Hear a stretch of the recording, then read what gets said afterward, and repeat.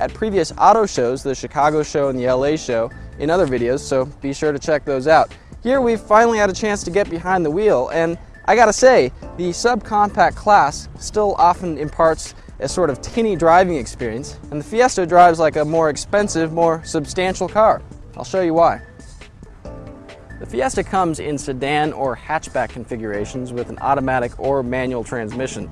We've got an automatic hatchback here, and it uses a 6-speed dual clutch transmission. That's pretty advanced stuff for an entry-level car, and it helps the Fiesta get an EPA estimated 38 or 40 miles per gallon highway, depending on if you get the SFE efficiency package. Again, pretty impressive.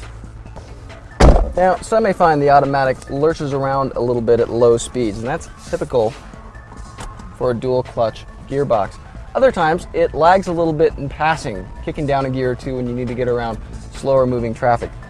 But most of the time it feels like a conventional automatic, and that's a good thing. And it also allows the engine to rev out high when it needs to. Also important because the Fiesta's 4-cylinder is a small engine, doesn't have a lot of low-end power.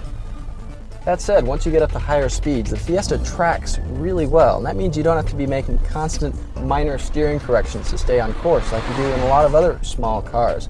Ford said it engineered the Fiesta's steering to sort of self-compensate for crosswinds, and that shows too. On interstate highways, this car really stays in its lane like a lot of bigger, heavier cars would. Like the competing Honda Fit, the Fiesta packs nimble, engaging handling. The steering's pretty sharp and the car doesn't push erratically in corners, which makes it pretty easy to kind of go quickly around off-ramps and down curvy roads. The brakes have a nice linear pedal feel too, and that makes it easy to fine-tune your stops. And the car is really quiet when you're going about all this. There's a bit of road noise, but wind noise is low even when you get up to 60 or 70 miles per hour. Ride quality isn't too bad either. On most roads, you'll feel all the little stuff as you do in any small car with a short wheelbase, but the bumps aren't as apparent as they are in the Fit, and the suspension feels well controlled as you go over them.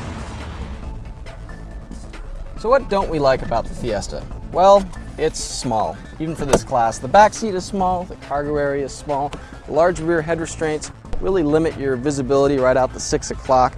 You can see a lot more about that in our auto show videos. And I think that the size issue will be a deal breaker for a lot of car shoppers.